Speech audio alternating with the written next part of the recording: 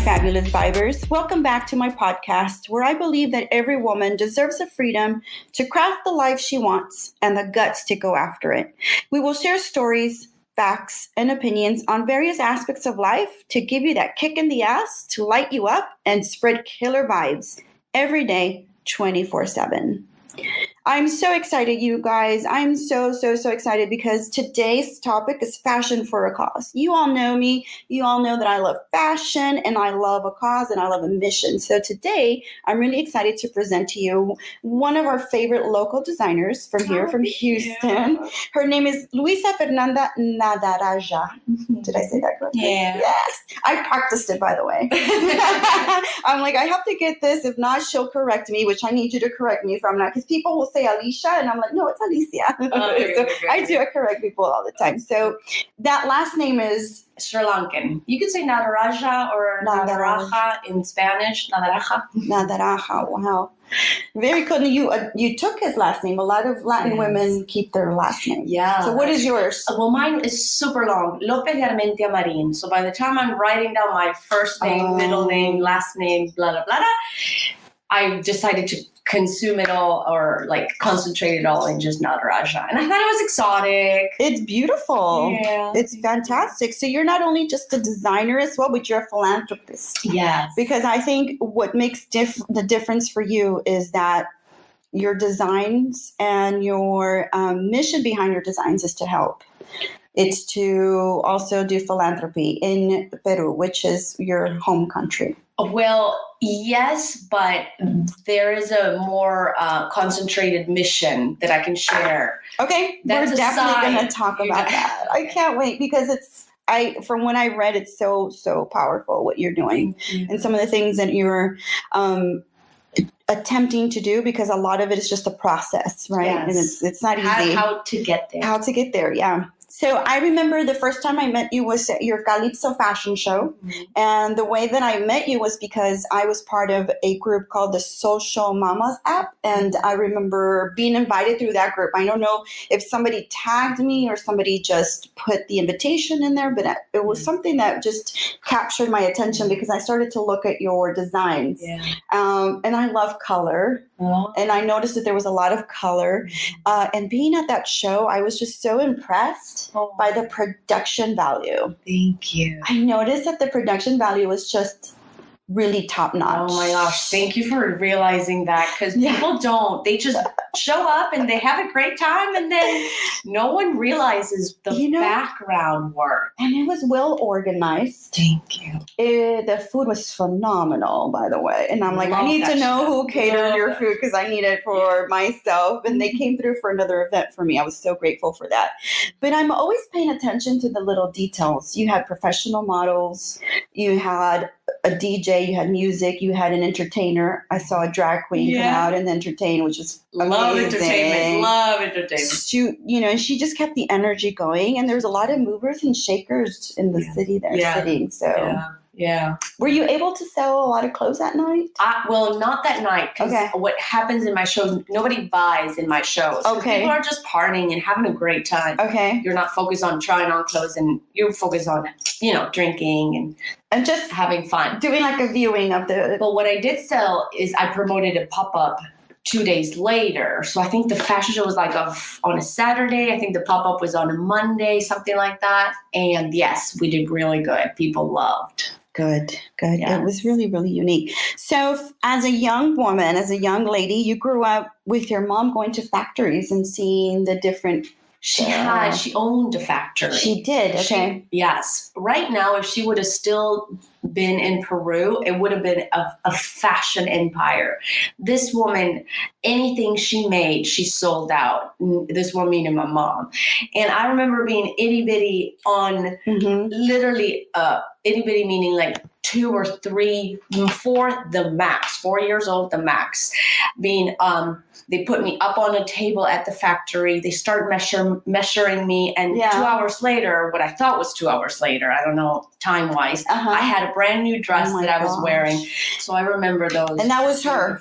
That was her business. Well, with together with my dad. Yeah. Oh, so it was a family business. Yeah, it was a family business. Wow. Okay. He did the accounting and business, and she did the creative stuff. That was a good team. Oh, nice. And they're still together? No, they've been separated for. Did business have something to do with that? Well, because sometimes people who go in business together don't like. No, I think it's just the relationship. Okay. And then he went on and started his shoe business. Okay. And leather good business, leather clothing and shoes and handbags.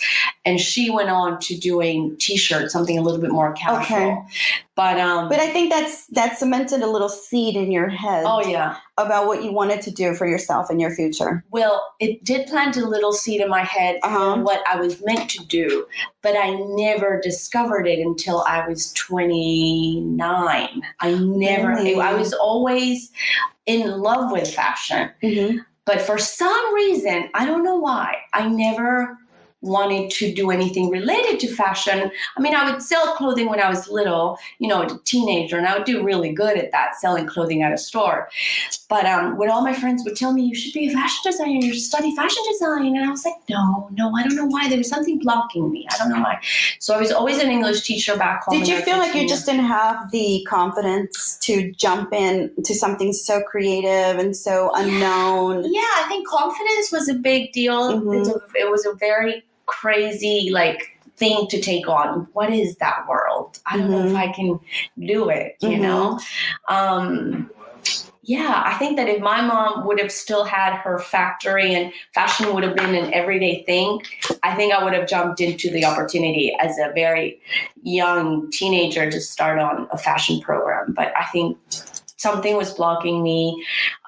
Definitely confidence probably had to do with it. And I was an English teacher my whole life. Really? Yeah. So you taught English in Argentina. Yeah. Oh, so so you lived in Argentina for a while. Mm-hmm. Yeah. Almost all my life. Almost all of your life. Almost. Okay. And so at what age did you come to the U.S.?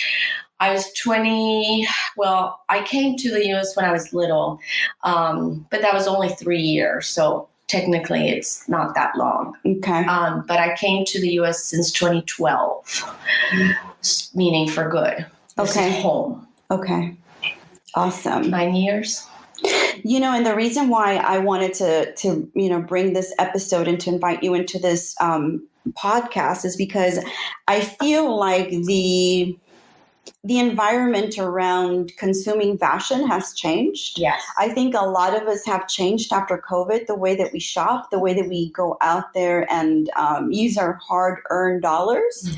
Mm-hmm. Retails are closing down, malls are closing. Mm-hmm. There's a big shift. I think there's a big shift happening at this point in time where, for example, for me, I'm really shopping more now to see where my money's going to serve a greater cause and not just the bottom line for someone. Yeah. And so whenever I'm shopping, I look at the brand mission of the person that's creating something, making sure that they align with my values.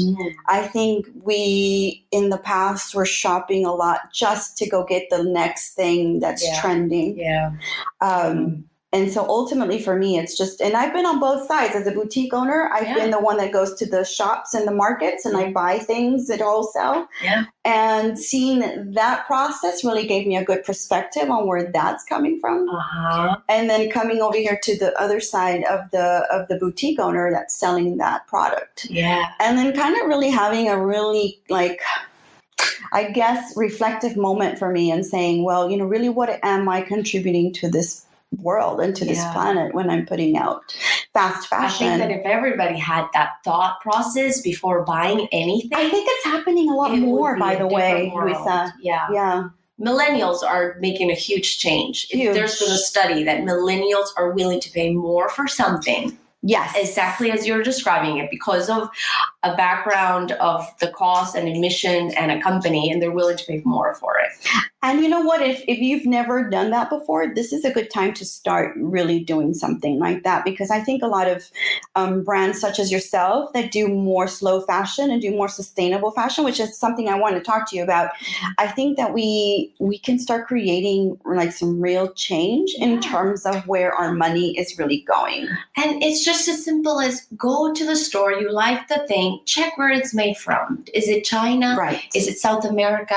Right. Is it it's something so simple that could determine whether you buy it or not. Exactly. And the other thing that I noticed about you when I was researching you is that there's a big influence in your mission with saving the planet or making it so that you're not contributing so much pollution, because we do know that fashion contributes tons of dirty water. Second most polluting industry in the world. Yeah. And so, last week I did an episode with my husband about, my visit to Peru in 2009 and how that changed me in terms of mothering and how I learned a lot about the Pachamama culture and philosophy. Is that something that influenced you as well?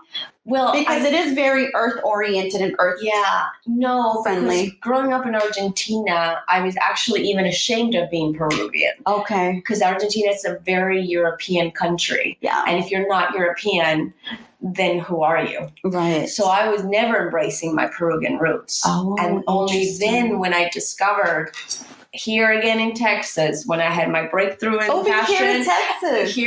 I had my breakthrough in fashion, and then short afterwards, couple months later, I had my breakthrough in my mission that I should really wake up, open up my eyes, and do something for my community. So I'm starting to learn about my community and my people. Now I'm 35, and I started when I was 29, and helping them. I never helped them before, That is so interesting to me because I always felt like you had that sense. Yeah, well, only now. You met me after I became real Peruvian. You know what I mean? And you're very proud now, I can tell. Yes, now there's a beautiful share. ancestry that's behind that. It's an amazing And I think a lot of people don't realize how fabulous and amazing it is to embrace it. Yeah, but when you're blocked and your eyes are shut down, unless you decide to take the initiative to explore that opportunity, no one else can do it for you. Wow. Yeah. I love it. I love it. I discovered through my Ancestry.com that I was 51% Native American. Wow. And then I knew it. I just knew it because I just felt it. Mm-hmm. And so before my husband did he bought it for me. He's like, here, I want you to do it. Let's try it and see. But I said to him, I just know based on my grandmother, I felt very much attached to my father's mom. And how her life and how, just knew her skin color was my skin color. Her hair was big and thick. Even at 85, she still had like a chongo. Wow. Oh, yeah. She had hair. I mean, she was feisty and just like, she told people what she thought. She didn't give a shit. And I'm like, I'm like my grandmother. I'm like my grandmother. And my dad would say to me, oh, you're just like her. You're just as feisty and like opinionated. You never let anybody tell you what to do. And when I got my thing, and it said 51 or something like that %, and so it was northern Mexico. It was like Sinaloa, Sonora area. It was like northern area, which, by the way, if I go back and try it, they'll give me more specifics on like the tribes and the culture. And so that's something I'm going to definitely do. Yeah. But I just felt it, and I felt so connected to my native ancestry. I feel like a piece is missing when you're walking around in life, not really connected with you and who you are and your family and your heritage. That's, to me, I mean, and as an example, I don't want to say unhappy because I was happy and I had a good life, but for sure fulfilled completely in so many other levels when I discovered my two breakthroughs, the fashion one and then the Peru one. Wow. And you're raising a multicultural child as well. Right. So as am I. Yeah, you too. Yeah, right. My boys are multicultural. Yeah, your husband's white? Well, he's half Czech and half Syrian. Oh. So he's got a European side and a Middle Eastern.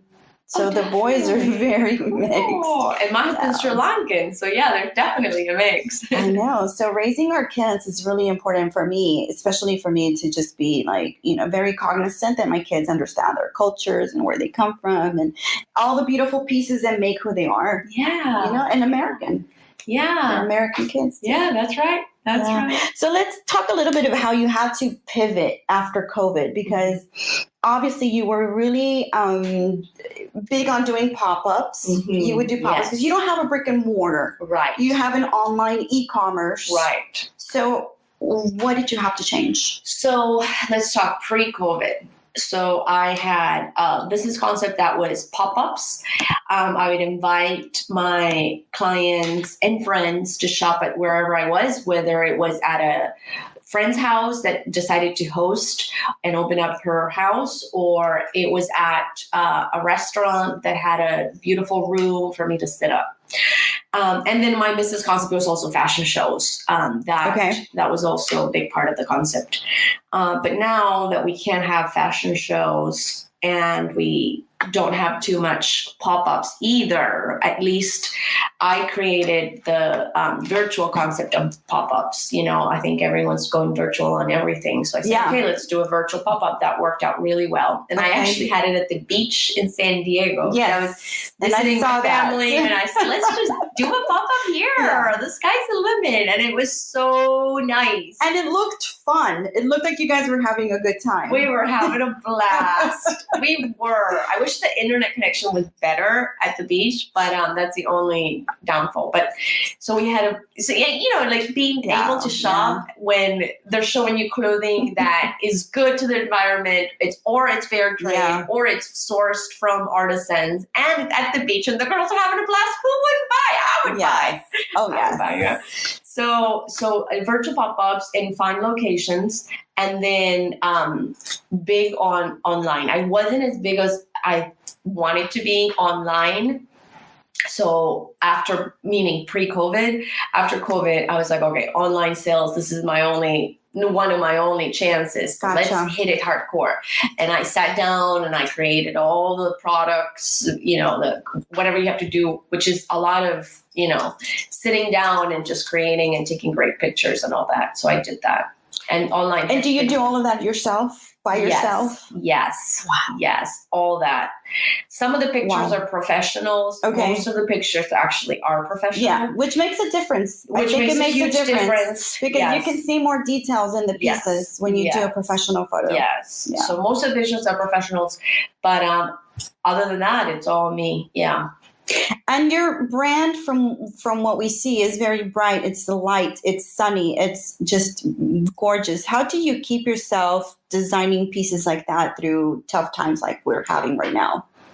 Oh, well, it's a good question, because a lot of ladies, we're not wearing wonderful clothing. We're more, leaning towards wearing sweatpants and t-shirts. Loungewear, a lot of lounging. Right now, no one is really, really dressing up. Yeah. Especially if you're really, not seeing people and doing this. That's not me, actually. And that's not me either. Yeah. Mm-hmm. Some people like us, we're going out and we're doing our life. Yeah. We're still living our life. But I think most people are not. Yeah. They're still working from home and all that. Mm-hmm. So what was your question? So how do you stay inspired to stay sunny and maintain that aesthetic of bright and fun? So summer really inspires me. I love summer collections. I love beach wear. I just always imagine my client at the beach or at a pool party or at a summer destination. Mm-hmm. So, and when I even go to a beach party or a pool party, I was always constantly, thinking, well, wouldn't this color pop in a beautiful picture? Wouldn't this color and the flowiness of this dress look gorgeous when I'm walking by or a customer is walking by? I love that. And then to get the feedback from people, that helps a lot. So, but I think a lot of what you do, you also have to educate people on what you are also selling. Yes, correct? I do. So tell me a little bit about the sustainability component of the pieces that you Okay, so let me tell how I got there, because that's a really neat story on why I'm here doing the sustainable fashion line. After my first sewing class, after first sewing class, you really don't know how to sew. Mm-hmm. Just so you know, you don't know how to sew after your sewing class. Okay. But I entered a competition at the Museum of Fine Arts that all these wonderful and amazing designers were going to compete. And I knew I had no chance because I didn't know how to sew. But I went to the junkyard and I pulled trash because I knew that I would only have a chance if I worked with materials that would be wearable art. Okay. Because if I was going to work with clothing, I wouldn't win. So I had a chance at least to be seen if I was to play around with crazy materials. Yeah. So I grabbed bicycle tubes, I grabbed headlights, speedometer needles, light bulbs, fuses. God, what didn't? Oh, seat belts. The list goes on. Mm-hmm. And I created 2 amazing outfits. Beautiful, breathtaking. You have to see the picture. Have you ever seen the picture of them? I haven't. I looked it up though, but I couldn't find the picture. I'll show you the There's pictures. a lot of other stuff going on. I'm like, I don't think those are it. Yeah. Okay. I'll show you the pictures. And then when those 2 pieces won, they were first audience choice, and then first prize. And they were exhibited at the museum. I said, I have got to continue on with these crazy trash things because, there's something there for me to do. You sort of discovered this in a very serendipitous way. Yes, I stumbled upon it just because I wanted to compete. And once I got the recognition that I needed, like, this girl can do something if she barely knows how to sew, and she's already competing against these amazing designers and beating them. Then I said, okay, I got the approval. I'm good at something. Because before then, I was an English teacher. I was just, paying the bills with the job. It's not like I was so passionate about it. So that's when I discovered the passion. And I said, my brand has to be different. Yeah. And also it has to be different because if I'm a fashion designer and I'm competing against Zara, and let's say I'm making pretty things, but it has no meaning and whatever, then I have no choice, nothing. No, who's going to buy from me? No. So I have to be different. Can I ask you, when that moment happened in your mind, did you feel like a sense of like, it happened, like a breath of fresh air, like, oh my God, this is what I need to be doing? It happened in a matter of a year because I still couldn't believe that I'd made this and it was exhibited. I was like, what's going on here? I really couldn't believe it.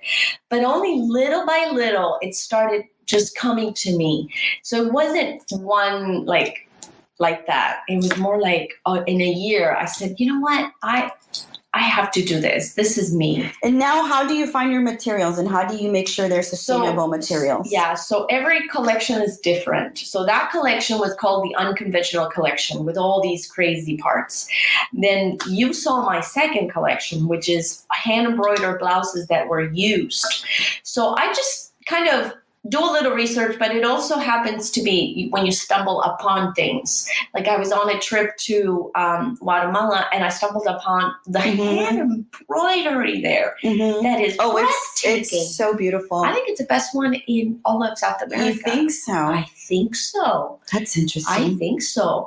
And I really do think so. I mean, Mexico's right up there. Peru is right up there. But Jesus. No, it's very intricate in Guatemala, Kids. I went to the factory, which is not a factory. It's a woman's house that, she has all these other women that are sewing for her. Yes. Like all our friends would be sewing. They would be bringing that. And then someone would come. So I went to her house. There was an 11-year-old kid doing the embroidery. There was men doing the sewing. And the women were orchestrating and also doing the embroidery. But anyways, I just fell in love with that. And the fact that they were used, because these women had already owned it. They were wearing it. And they were ready to, sell it to go buy more fabric. So did you purchase it at a wholesale price or how did you purchase the pieces? I did ask for some discounts just because I was buying in bulk. I'm like, I'm going to buy you 20 blouses, 30 blouses. So they would give me definitely a 20, 30 blouse kind of. Yes, for sure. Yeah. And then from there you took pieces and created your own design. Yes. So most of the blouses, you could only use some parts because they were used and you could, not, sometimes they had a little bit of stain or whatever. So you could use the top part that was in mint condition, but not the bottom. So it was recycling that and giving them back money for something they wore, for them to go buy a new one or make a new one. So that was nice. That trade, I feel like it was a trade. So my next collection in the future, I'm looking into, I recently got donation of saris, used saris. So I'm looking into maybe playing around with that. We'll see. But every collection has... Would it be crazy to think that you could combine the sari with a Peruvian piece? Not at all. The sky's the limit. You just have to have fun? attitude. Isn't that the best part about fashion? That you can pretty much create so much out of just so much that's out there. Yes, and all the options. And just be open, right? Yeah, because a lot of people are scared to wear this and that. So how do we educate women or moms or ladies out there that are used to buying fast fashion? How do we convince them to buy a piece from you? Well, I don't like to use the word convince just because it makes it seem like I'm forcing it, right? How do we inspire them? Inspire them, motivate them, encourage them. Or I also like to use the word enroll. Enroll them into the possibility of a world that they need to tap into, that they could tap into, that they haven't seen. You know, if we saw the landfill, and if we saw it with our own eyes, where the trash is going, if we were there, and if we could see all that, I think we would be more inspired to buy, to know where we're buying and do our part. I wonder if that's the part of the education that we can include in our social media component as well, right? Yeah. Because I think a lot of people don't realize how we impact how a pair of jeans. Yeah, we don't see it. We don't see how it's made, all the chemicals. We don't see the process. Yeah. We don't. We tend to forget who's actually in the back doing it. Yes. I do remember reading an article that said that a lot of the big retailers, a lot of the big companies had not paid a lot of the workers that had, completed collections. But because this whole thing happened, they started losing money and they didn't pay the workers.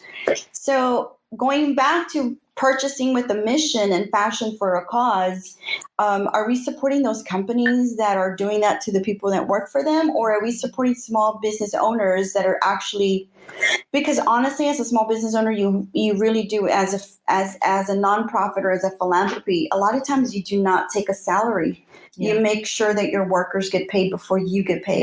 Yeah. And I think a lot of normally in any company, right? But in any company, it should be like that, but it's not all the time. Mm-hmm. So I think it's really important that we really stress to the people who are purchasing and the women who are out there in our audience is that whenever you purchase something, you really are helping a whole community out, or you're helping the bottom line of a big profit. I have a little bit of an issue with the way Amazon does their business, because a lot of times I feel that they've really ruined the small business part, because they have taken on a lot of that, and they do the online so well. They do all of those things, but a lot of, like my store, where I really did stress a lot of shopping from communities that are in need. I travel a lot, so I always brought things back from the small local markets. Yeah.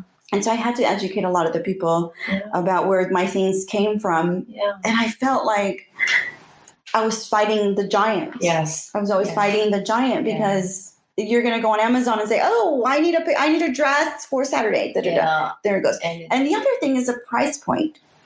So a lot of people don't realize that because you are smaller, because you are doing things that are handcrafted, sustainable, eco-friendly, they're going to be more expensive. Yes. And that is just a price. Yeah.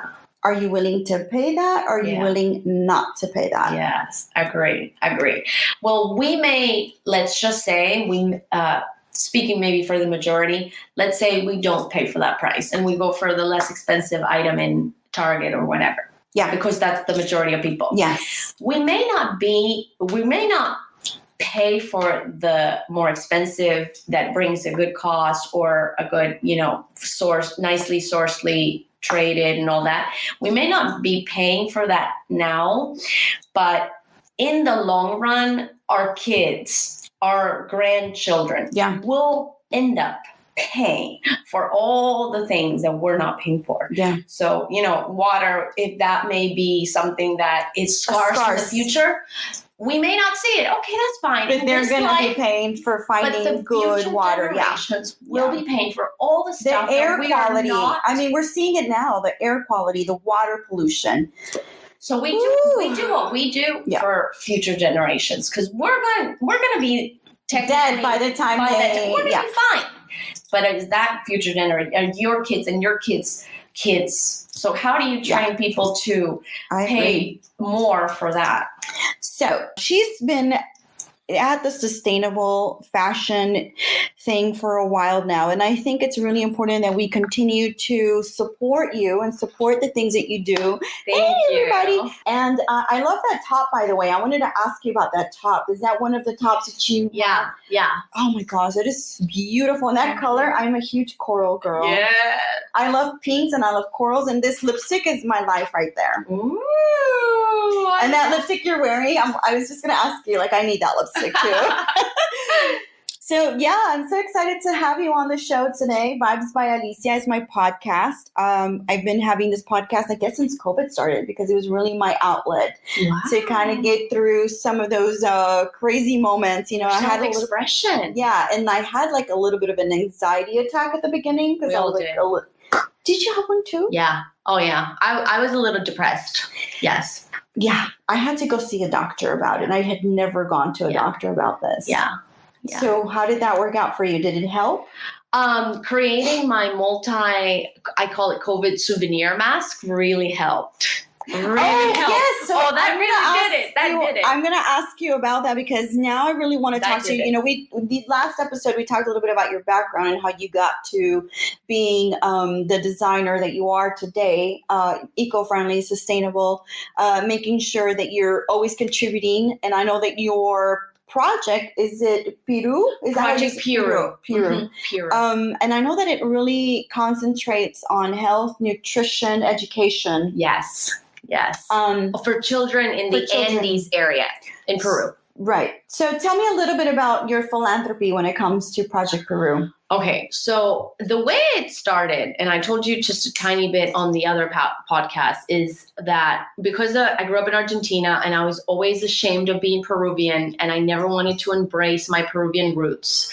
Always. I was very blind to my culture and my heritage. Gotcha. And when I discovered that when I unveiled that, unveiled that reality and discovered and fell in love with my culture and my people. And when I realized, and I even made a trip down there to the tiny little village in the middle of the Andes where my mom was born. And I realized if my mom hadn't left, then she and I would have been these kids that lack nutrition, lack hygiene. So if life is giving me what it's given me and has been giving me what the abundance that has been giving me and blessings, then my responsibility is to give back as a responsibility. Exactly. So that's when I really, determined to take on a whole nonprofit, which is a business pretty much, obviously, that we're not making any money, but you're treated as a business and we're all volunteers. And so let me ask you about that. I know that you're having a 5th anniversary fundraiser. Yeah. It's amazing. 5 years. Yes. Is a big deal. And I think that's pretty amazing. Thank you. And you're having a virtual silent auction and it's happening on Wednesday, October 21st. Yes. From 1 to 9 p.m. Mm-hmm. If you are interested a little bit more, she has her Instagram handle at Project Piruw, Piruw. And that comes from where? Where does that word come from? Piruw means Peru in Quechua, which is one of the native languages. Wow, I didn't know that. I'm glad I asked you. Mm-hmm. Very cool. Yeah. So I learned to dance Ecuadorian dances when I was a little girl. Oh, wow. So I knew a little bit of Ecuadorian, Peruvian, and Bolivian dances. Oh. And you know why? Because I was a Mexican folkloric dancer. Oh. And the lady who ran the program, Miss Nelly Fraga, she was from Ecuador. She is from Ecuador. Oh, wow. I don't know if you know her. No. She's very big in the community. Wow. And so she would bring in teachers from Ecuador, from Peru, from Bolivia to teach us. Wow. Yeah. So I learned to dance a lot of that music and so we dressed up and we did the whole thing. Yeah. So it gave me a really good appreciation as a young girl about, South American culture. Yeah. Yeah. And reviving dances that are normally dead. Exactly. Our generations are not even aware of those dances. I know. And they're beautiful. In our own cultures. They're unique. for my 10th year anniversary, I'm Mexican and my husband's European. And for my 10-year anniversary, I had a whole Peruvian group come and play Andean music. Oh, wow. And people were like, are you guys from Peru? We're like, no, but we love this music. So it's like, no, we love the music. It's our favorite thing in the world because we just fell in love with it when we were there. Yeah. We were like, okay, we're going to do this for a 10-year anniversary. Yeah. And that's what we did. Anyhow, so tell us a little bit about your fundraiser and like what's going on and how does someone contribute or how can someone be part of it? Yeah. Anyway. So there's many reasons or excuses to be part of it. If you want to donate, we have a donation link. If you want to donate an item from your business owner, you have a restaurant, if you want to donate a gift card, if you provide a service, you want to donate, personal closet organizer, you want to donate a gift card to that. So we're reaching out to even small businesses or large businesses that want to sponsor and just be part of it in that way. Now, if none of these options are for you, but you have time in your hands and you want to help out, we need help too. We need volunteers to help us with social media, like right over here. Yes. We need followers in social media. Hit follow. Project Piruw. We need help with the website. We need help with promotion. Just go and, invite all your friends to the event. So that way we need all the exposure we can get. Yeah. There's so many ways people can help. And what's the difference between what you guys are doing and from other charity programs? Something like Unbound. It's something similar to Infinite Possibilities. Sorry, what do you mean? Okay, so like what is the difference between your philanthropy and what other people are doing in terms of like helping South American small communities? Okay. So when I based the nonprofit, I thought that I was going to be able to also open up a nonprofit in Peru where all the funds could be going to that nonprofit to help. Now we tried for a year, and us having a nonprofit in Peru was a huge undertake, that we couldn't manage. It's like building two companies, building a company here and then building a company in Peru. Yeah. So what we ended up doing is with all the funds we raised in Houston, like the fundraising area place, and we send it to two fundraisers in Peru.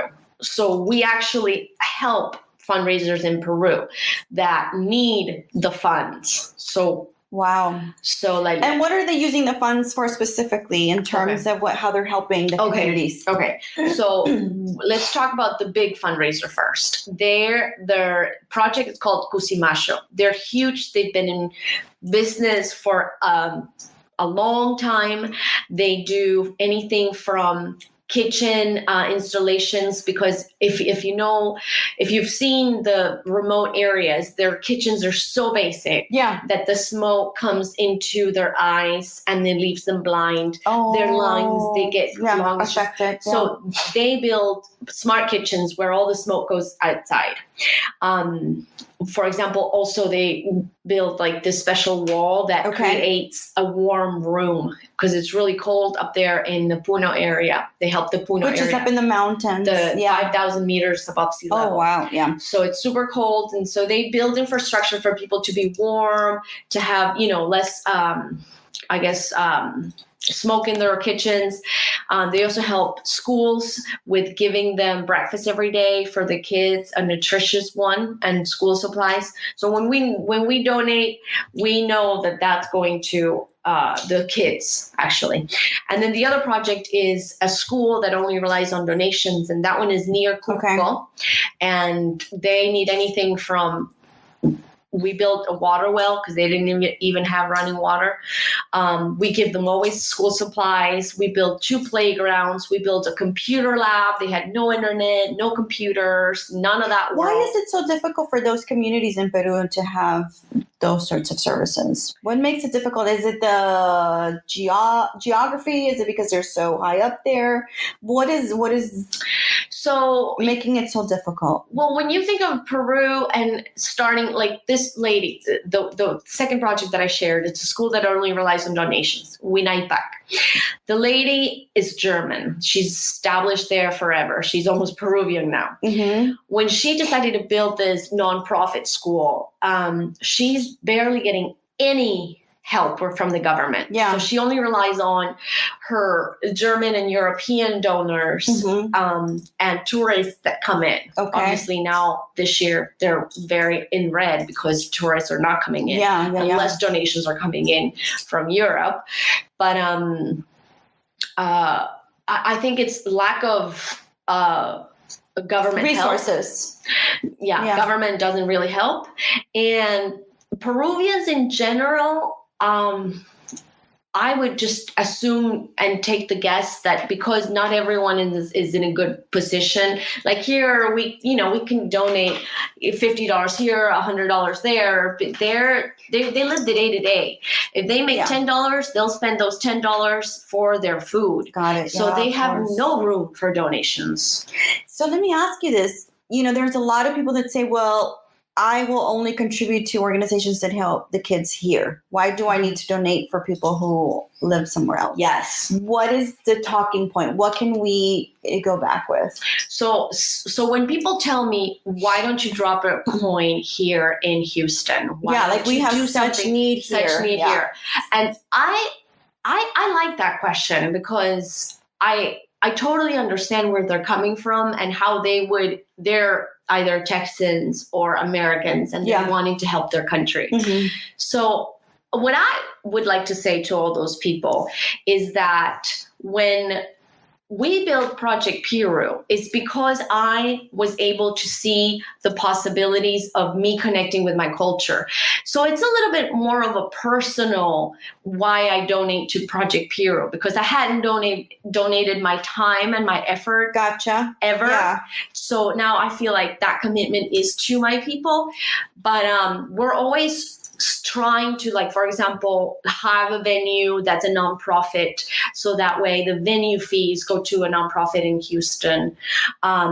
Or personally, I donate to charities in Houston as a person, not as a Project Piruw. Mm-hmm. But I really like that question because I think that if we connect with who we are and with our roots, then we can help our people. And if everybody, Americans would help Americans, Peruvians can help Peruvians, I'm okay for that. I'm all up for finding your culture and helping your people. I'm helping Americans too. So you don't really see, I guess you don't really see a separation between what you're helping. Basically, you feel like if you're going to want to help somebody here, then do that. If you want to help somebody, because I know there's a lot of people that send money to Mexico or send money to South America and they want to help people there. Your thought process is we all want to do some sort of philanthropy. Yeah. And so whatever touches your heart and motivates you and moves you to donate, that's what you do. Yeah, that's what people do. That's how it works. Yeah. Because we're selling when we're asking for donations, a dream that a kid can have a better education thanks to their money. Right, which, by the way, as I was researching your organization, it's just simple dental hygiene. That a lot of these kids just need to go to the dentist for 1 or 2 times. And that's what you're funding. Yeah. And I think that's something we take for granted here in this country is that we can go to the dentist, set up an appointment, and take our kids there. Mm-hmm. That is not something that is easily and readily available to the children in Peru. Let me take you to Peru for a moment on a small trip. Yeah. When you are a Peruvian in the middle of the Andes, your parents are working in the field. They probably rent the field and sell the corn later at the market. Yeah. You're a kid, you shower maybe once a week if your parents are clean, once a month if your parents are not clean. That's when you shower. It's cold. So you most likely sometimes shower with cold water. There's no hot water running. No. Yeah. Then we're talking farm, field, middle of nowhere Andes. Those are the kids we're helping with hygiene. Brushing their teeth is not even in their life. That they don't know what a toothbrush is.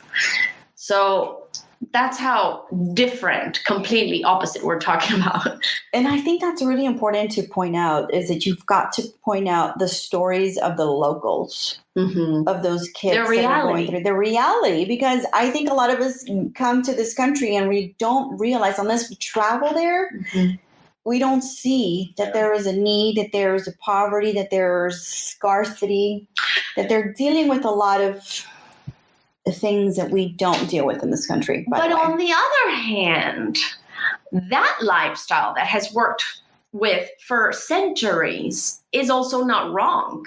Just because we're coming and wanting them to shower more often and wanting them to brush their teeth, it doesn't mean we're giving them a better lifestyle quality or whatever, like that's not. Thank you for pointing that out, because you're not diminishing that. Yeah. Their culture is showering less, then that's what it is. We're not going to go change that. We are going to go tell them that, hey, there's this option that you can brush your teeth and they'll last longer. Do you want it? Take it or not. We're not. And I think as Americans, we have to definitely take a step back and see what we can learn from them.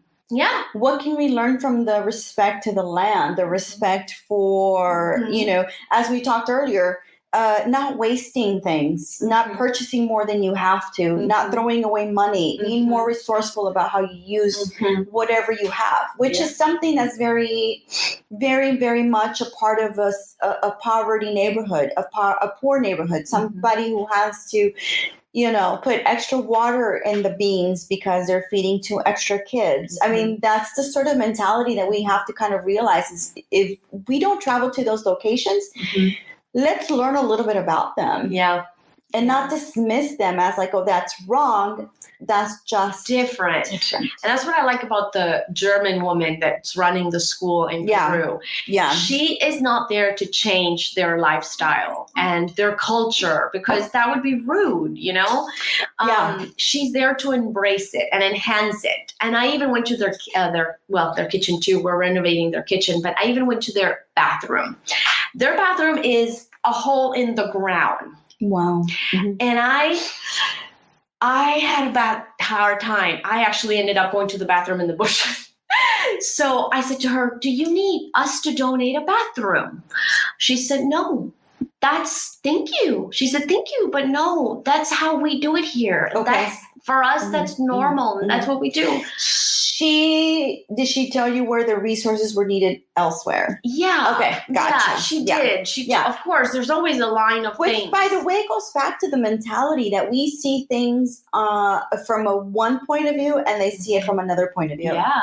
Yeah. And just because we see it this way doesn't necessarily mean that that's the right way for them. Right. They're not always right. You're not. No. You're not. And I think that's what's changed me in terms of traveling around the world, that I have seen that, when I come back, I'm grateful for my house and I'm grateful for all this, but I do learn a lot about how those cultures survive. Yeah. I mean, they're doing it for centuries. All you can do is help them in whatever they need, embrace their existence and learn from them, not change them. Yeah. And I think part of your philanthropy is also determining, okay, what do they really need? And let's help them with that. And Fashion for a Cause, again, going back to the podcast that we recorded earlier, it really is about how we change minds and how we change the way we purchase from now on, and not purchase things from a consumer point of view and more from a mission-driven point of view. Right. And I think a lot of women, just like myself, and I've decided that,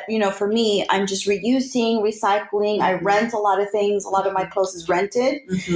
Just because I just decided that for me, I just wasn't going to be a vapid consumer anymore. I just didn't want to be that anymore. I just knew that mentality just didn't fit me anymore. Wow. And so from now on, I always make sure that the brand and their mission is outlined. And it correlates with what I want them to do. Yeah. And how are they protecting workers, and how are they taking care of,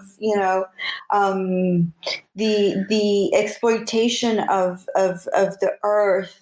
I think that is just so important now. Yeah. We can't continue doing things as usual. Yeah. They always say that COVID just sort of taught you a before and after. Yes, agreed to all of us, for sure. Did that happen to you too? Oh, yeah, for sure. Yeah. Did your philosophy change in the way that you were doing philanthropy? Well, we normally have fundraisers that we're always hosting, that are parties or fashion shows.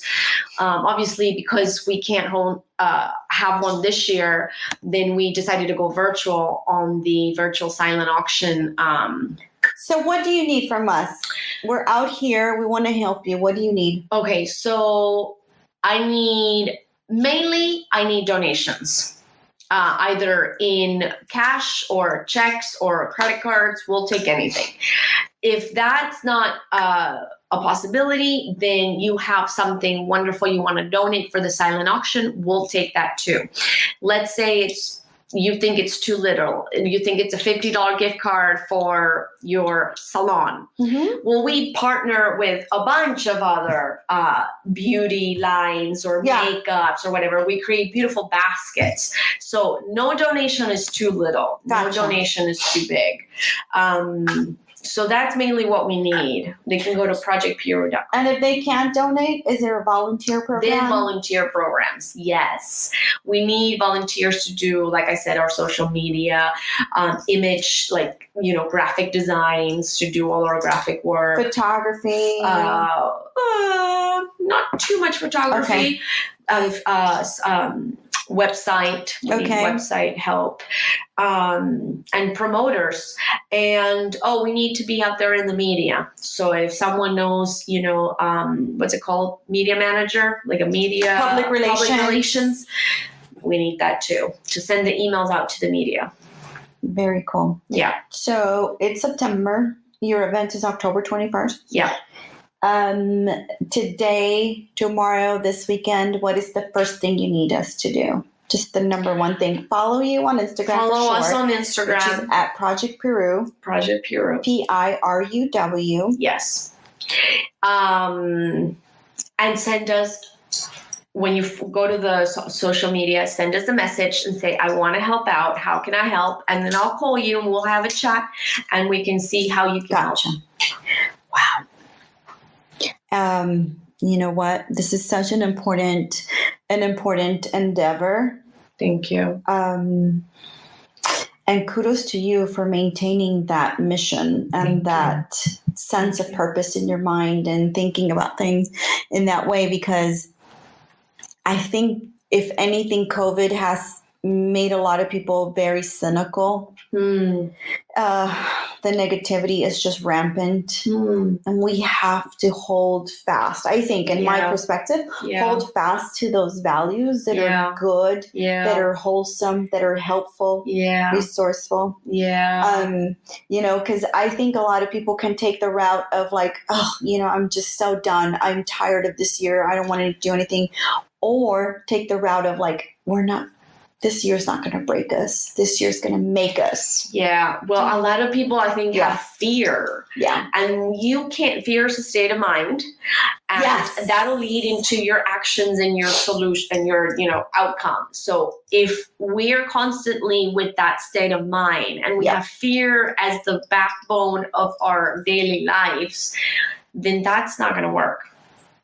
No, because it's a paralyzer. Fear paralyzes you. Yes. And so I agree with you. I think it's a mindset. Yes. And if you decide that it's an emotion. If you decide you're not going to let it paralyze you, you're not going to let it interfere with the goodness that you've created. Because quite frankly, it takes a lot of energy to create what you're creating. Oh. And you cannot just say, well, this year came by and it ruined everything. No, it's not going to ruin everything. And you have to be creative and stubborn and tenacious and persistent about it. Because quite frankly, like Luisa, I think people would have given up and said, well, this year's done. I don't know why I even have to do this. I don't know why I'm even doing this fundraiser. It's just a waste of my time. It's not. Because I feel like people are looking for something where they can give back. Well, also, me talking to the woman that manages the school and hearing how she had to lay off a teacher because she obviously is having a hard time paying salaries for the kids, for the teachers. So she had to lay off. So now one teacher has 2 classes, but the one that got laid off is working until the end of the year as a volunteer.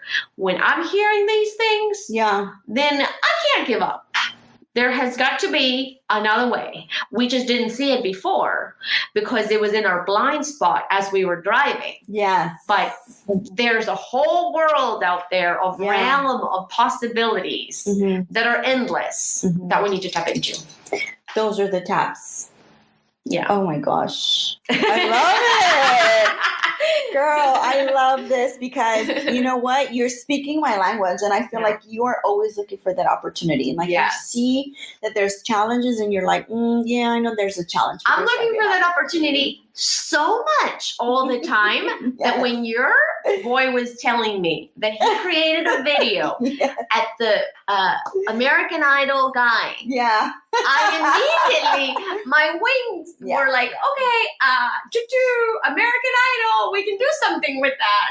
Can he sing for Project Piruw's Instagram? Can he do something? You know? Like, which, by the way, is so important as you lead an organization. Yes. You have got to be looking at the opportunities and grabbing onto them. Yes. But I only feel like that really happens, and at least in my case, when after my breakthroughs and after I realized what I was here to do. Oh, wow. Interesting. I was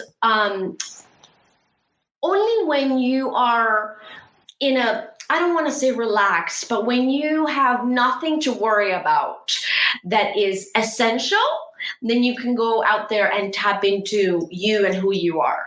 So what I'm trying to say is when I was back home, an English teacher in Argentina, paying the bills, I was living the day to day, you know? Yes.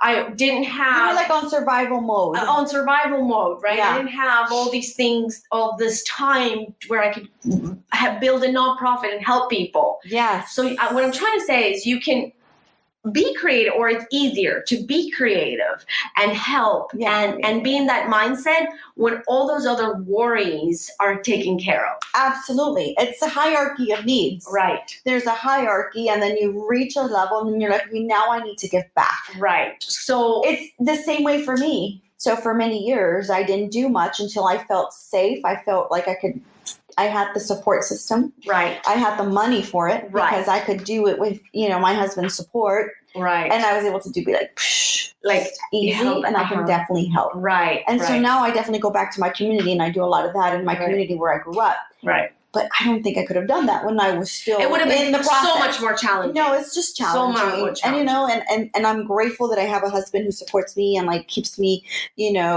grounded and like says, hey, what else do you need? I can help you.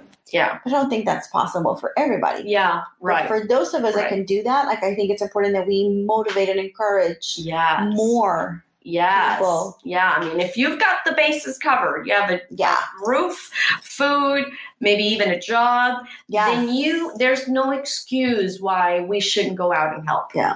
Whomever we want. And I just want to recommend to people in my audience that if you are out there and you're like, hey, I'm looking for an outfit, I'm looking for something, for a special event, I want you to really think a little bit harder about where you're spending that money. I know that designers are like the big thing, but I think we really need to start thinking about how we are contributing and helping small local designers in our community, because a lot of them have a bigger mission. Be a part of something greater than yourself. For me, I always think, and I just came to that, a few years ago. I can tell you that I didn't come to that, before, but I always try to see, where is that mission heading? And is that mission something that I can contribute to? And it's something, can I help fund something bigger and more important that perhaps you have never thought about before. I know the malls are closing. I know that the brands are closing. I know some people are losing jobs, but we have forgotten that the small business is just as crucial and just as important in the fabric of America. The contributions of a small business and the small businesswoman, the Latina business owner, the person of color business, all of those things require our support, and they require money in order for them to sustain. Yes. Honestly, a lot of people say, well, I can help out here, help out there, but nothing runs without money. Even if you share a post, even if you buy an item, you never know where all that effort is going. You're just planting a little seed of love into the universe that will eventually come to you back in an amount of abundance. But just taking the step of a little seed, like you said, buying a logo or helping Project Piruw, sharing post or whatever. Yeah. You never know where that's Share it, like it, tell your friends you heard the podcast and you want to know more about it. I will be sharing Luisa's Instagram. I will be sharing her Facebook. I will be sharing her event. I'll be sharing all of those things all through my social media, all through my podcast. I think it's important that we support each other. And moments when we find those opportunities to say, hey, I know somebody that's doing something pretty fucking amazing, and being like, yes, let's push them. Let's do it. I love it. I love it. I was just mesmerized by, and I think this is why, because I really admire women or people who really take the effort to do something beautiful and extraordinary and make the time for it. Yes. I've gone to fashion shows. Yes. I've gone to events where it is subpar. The food is gross, disgusting, or no food at all. No food, no drinks. Like, ladies, let's step it up. Let's not be mediocre. And what I saw about you was that it was not mediocre. It was extraordinary. The models, everything, the music was handled perfectly. I know we're all struggling and we're all going through things, but even when we don't have the resources, we make it special and we innovate. Because we care. Thank you. Yes. And that's the difference. And people pay attention to that. Yes. I pay attention to that. Yes. I'm the kind of person that pays attention to those things. And then I remember them and I'm like, that's somebody I need to keep an eye on. That's somebody that cares. That's somebody that pays attention. That's the people we want to work with. Yes. We don't want to work with the people that don't show up because of whatever reason. Yes. We want to be around people, and we want for people that are enrolled in their life being important. Self-care, self-love, and that'll show into everything you do. It does. And I think your clothing is something that really represents that. Thank you. I think it does. Thank you. Oh my God, thank you so much, Luisa. I appreciate you so much being here today. You have been a fabulous breath of fresh air for me because, through all of this stuff, I'm always like, okay, I need to fill myself up with goodness. Yes, me too. And I'm going to be trying some of your stuff and I'll be posting some photos. Thank you. Because I want us to definitely put them out there. Yeah, and I love styling stuff up. I mean, I just have so much fun. I know you do. Yeah, I do. I have a blast styling things up. So thank you guys. And I'm going to be sharing all of her handles, all of the information so that you can become volunteers, so that you can donate, for her silent auction, October 21st. Yes. And do not miss it. It is on her Facebook page. Yeah. And go in there and you want them to register. Oh, well, it's a Facebook event. It's a Facebook event. Gotcha. Virtual event. So, we want them to hit going and all that. Okay. And so tell your friends about it. You want them to come and be a part of this. I bet you will see something on there that you're going to like and you're going to want to buy. Oh, for sure. Artist. And your pieces are one of a kind, right? So if somebody gets a piece, nobody else has that. Oh, that's true. As far as my fashion, it's one of a kind. Yeah. One of a kind. Most of it. Most of it. Yeah. For sure, which is a huge value added to what I can provide. Huge. Because you're getting something nobody else has. That has a story. I normally even take pictures and videos of where I'm buying it from, whom I'm buying it from. So I can track it down and say, I bought this piece of fabric that I turned it into a dress from this older lady that I took a picture of in my trip. Like, who other brand can do that? What other? No, and I think that differentiates you. Yes. Yeah. And so you've got to keep doing that. And people love that. And when I tell them that the pockets in their garments are made of recycled blouses from little babies, and the pockets actually look like this, and I even show them this is where their little head used to go. Who doesn't want to buy that garment? A little baby blouse kept in mint condition, and she's wearing it now as a pocket. Yes, I know. Who can tell that story? So can Sarah do that? No one can do that. If we are not different and care and do something, we don't have a chance. We don't. And so I admire the fact that you have maintained steadfast on that mission, and steadfast because it's hard to maintain. It's hard, but I'm almost confident that the switch with COVID and the switch in mentalities and the switch in our thinking about purchasing is going to be a big, big plus for you, because I think we're really considering where we're buying from now. Yeah. Our money is going to go a longer way if we're actually buying something that's contributing in a holistic point of view. Yes. As opposed to we're buying from Forever 21 and it's just going to the pocketbooks of somebody from China who owns the business. Right. I think we're really considering a lot of those things now. And I think it's important that as consumers, we really educate ourselves on who we're buying from. And guess what? Pay the price. Yeah. It's okay. Not just the price, but it's also the time. Like, I make slow fashion, right? My stuff takes time. It is, yes. And people are used to hitting Amazon to get it the next day. Super they fast. already have a dress. So it's not just about time. It's not just about that, but it's allow that item to be created nicely and purely with integrity. And that takes time. You know, the homemade slow cooked meal will taste way better than that burger that'll keep you hungry in 2 hours. Yes. So you're really buying also the concept. Thank you for pointing that out. Yeah, the time. And millennials, sadly, we are not like that. Millennials want everything now. But I think a lot of them are starting to say, and I've some of them work for me, and they really don't buy things unless they have a bigger purpose. I see that. Mm-hmm. Yeah. And I think your brand really entices that community into being more thoughtful. Hopefully my niche market could become one day a market that is more broader of people like you that understand that concept. Yeah. Yeah. I think we're heading there. Quite honestly, I feel like that's what's happening. And COVID has a lot to do with that. I think we're just really seeing just how big corporations can just be very much about themselves and not about the community. Yes. And I think we're thinking a little bit more in a more holistic, more earth-friendly way. Oh. I really do feel that. So thank you so much. To that. Yes.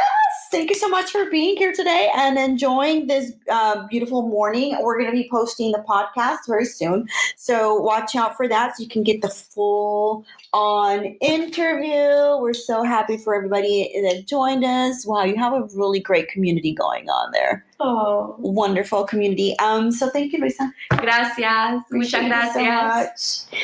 And success.